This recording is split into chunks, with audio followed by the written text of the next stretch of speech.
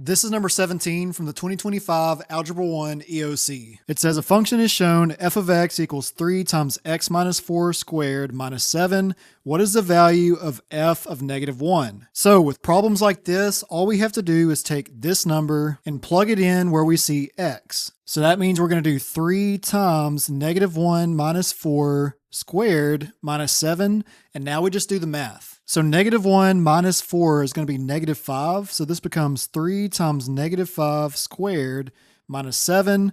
Negative 5 squared is positive 25, so we have 3 times 25 minus 7.